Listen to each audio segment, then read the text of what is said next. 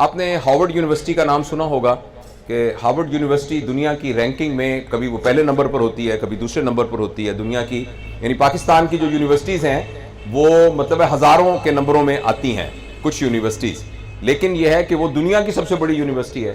اس university میں ایک study ہوئی جس کو ہم کہتے ہیں طول العمر، یا جسے کہنا چاہیے لانگیٹیوڈنل ایک سٹڈی ہوئی، یعنی ایک تحقیق ہوئی جو کہ ابھی بھی جاری ہے، اور 76 سال ہو گئے ہیں کچھ عرصہ پہلے تک اس کی پوری تحقیق میں، جس میں وہ لوگ جو تحقیق کر رہے تھے وہ دنیا سے چلے گئے، پھر اور لوگوں نے اس ریسرچ کو آگے سے اس کو سنبھال لیا۔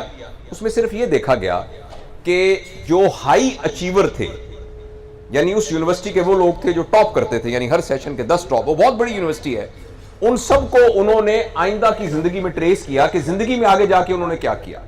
اس میں کچھ ایسے لوگ بھی تھے، 2 بندے جو امریکہ کے صدر بنے، اس میں ایک بندہ وہ بھی تھا جس نے چاند پر قدم رکھا تھا، اس میں وہ بھی لوگ تھے جو بہت بڑے نوبل انعام یافتہ لوگ تھے، سائنسدان تھے، اس میں وہ بھی لوگ تھے جو لٹریچر کے آدمی تھے، جو بڑے بڑے اداکار تھے، اس میں کچھ ایسے لوگ بھی تھے جن کو عمر قید ہوئی، ان میں ایسے لوگ بھی تھے جو قتل ہوئے، اس میں ایسے لوگ بھی تھے جو قاتل تھے، یعنی اس طرح کے سارے لوگوں کو انہوں نے لانگیٹیوڈنلی ٹریس کیا کہ زندگی میں ان کے ساتھ کیا، اور دیکھا صرف یہ کہ آخر تک خوش کون رہا، یعنی کون سا بندہ ایسا تھا جس نے اطمینان والی زندگی گزاری اور خوشی والی زندگی گزاری۔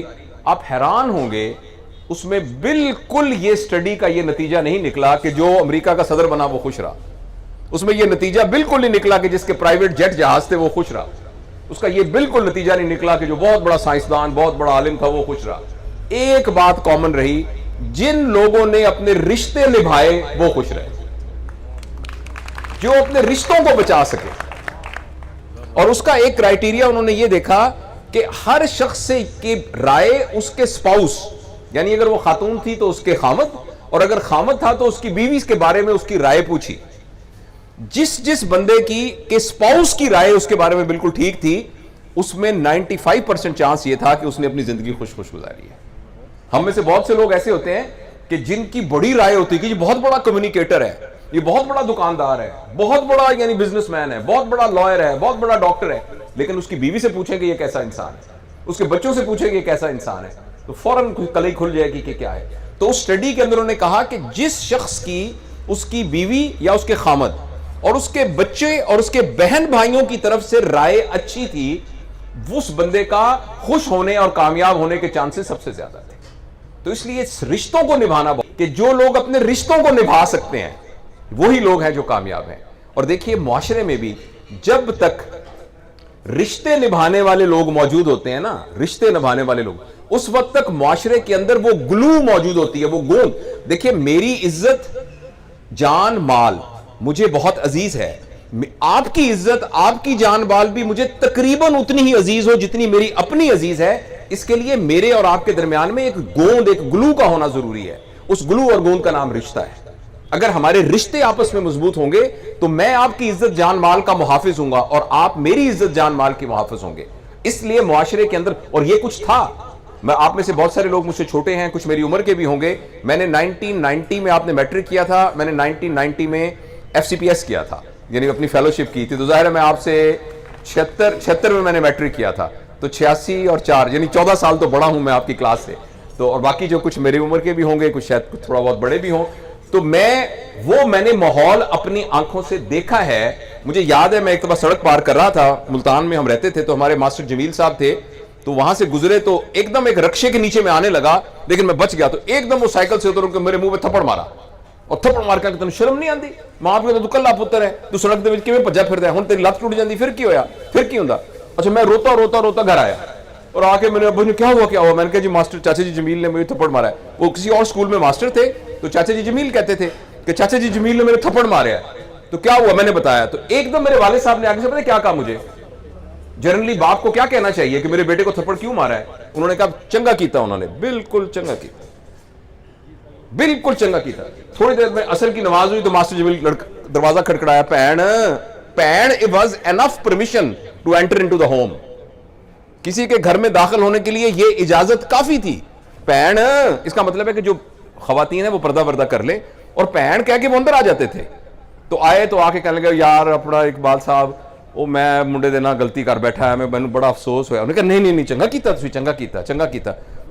تو یہ جہاں دو مارنیاں سی, آپ صحیح کہہ رہے ہیں. تو میں عرض کرنا چاہتا ہوں یہ محبتیں یہاں موجود تھیں, یہ اونرشپ موجود تھی, یہ ہم لوگوں کا تعلق اس معاشرے میں موجود تھا. جو چیز موجود ہے اور نہیں ہے وہ دوبارہ بھی آ سکتی ہے. میں آپ کو یقین دلاؤں کہ وہ دوبارہ بھی آ سکتی ہے. میں اور آپ اگر فیصلہ کریں, ہم دوبارہ اپنے اندر وہ رشتوں کو قائم کر سکتے ہیں, ان محبتوں کو قائم کر سکتے ہیں, اس اونرشپ کو قائم کر سکتے ہیں, اس اخلاقیات کو قائم کر سکتے ہیں جو کہ معاشرے کو بچاتی ہیں. تو انشاءاللہ العزیز اس طرح کی تقاریب ہوں گی, اس طریقے سے محبتیں ایک دوسرے کے ساتھ شیئر کریں گے تو انشاءاللہ وہ جو معاشرہ ہے وہ دوبارہ بن جائے گا. اور میں اس نتیجے پر پہنچا ہوں کہ حکومت کچھ کرتی ہے یا نہیں کرتی ہے, اور جو ہمارے مقتدر لوگ ہیں کچھ کرتے ہیں کہ نہیں کرتے ہیں. میری اور آپ کی بھی ایک حکومت ہے, میرا اور آپ کا ایک دائرہ اثر ہے, میرے اور آپ کا ایک زون آف انفلوئنس ہے. اگر آپ ایک دفتر کے ہیڈ ہیں تو اس دفتر میں کام کرنے والے سارے لوگ آپ کے زون آف انفلوئنس میں ہیں. اگر آپ ایک دکان اور ایک کاروبار چلاتے ہیں تو اس کاروبار میں رہنے والے سارے لوگ آپ کے زون آف انفلوئنس میں آتے ہیں.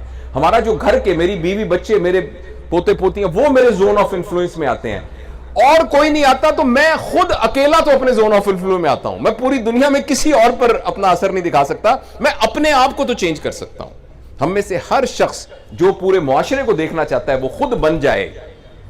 ہم جو روتے ہیں کہ پاکستان میں لوگ ٹھیک نہیں, جو پاکستانیوں کو آپ بنانا چاہتے ہیں وہ میں بن جاؤں.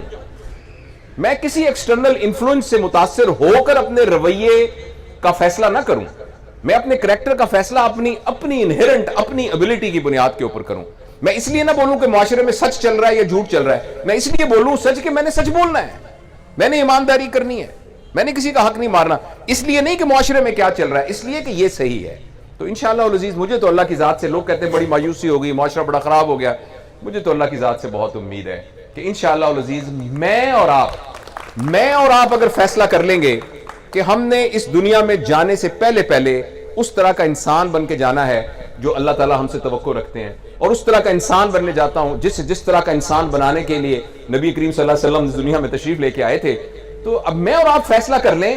دیکھیں نا, ایک دکان ہے, اس دکان کا نام ہے برف کی دکان, اس میں جو بندہ بیٹھا ہے اس کا نام ہے برف والا. آپ اس کی دکان پہ جائیں گے, وہ آپ کو کیا دے گا؟ برف دے گا. اس کا تو نام ہی برف والا ہے. تو اللہ کا نام ہے ہادی, ہدایت دینے والا. یہ کیسے ہو سکتا ہے کہ میں اور آپ فیصلہ کریں کہ ہم نے ہدایت حاصل کرنی, اللہ کہے میں آپ کو ہدایت نہیں دیتا. رکاوٹ اللہ کی طرف سے نہیں ہے, رکاوٹ ہمارے اپنی طرف سے ہے. ہم نے مانگا نہیں ہے ابھی تک. اپنے آپ کو تبدیل کرنا, اپنے آپ کو بدلنا, اپنے آپ کو صحیح راستے پہ لے کے آنا, ایک تربیت یافتہ انسان بنانے کی کوشش کرنا, ہم نے ابھی صحیح طریقے سے پہلا قدم نہیں اٹھایا. تو انشاءاللہ ہم اٹھائیں گے تو اللہ تعالیٰ تو ہادی ہے, ہدایت دینے والا ہے. تو بہت بہت شکریہ, آپ نے میری بات کو محبت سے سنا, بہت پیار سے سنا.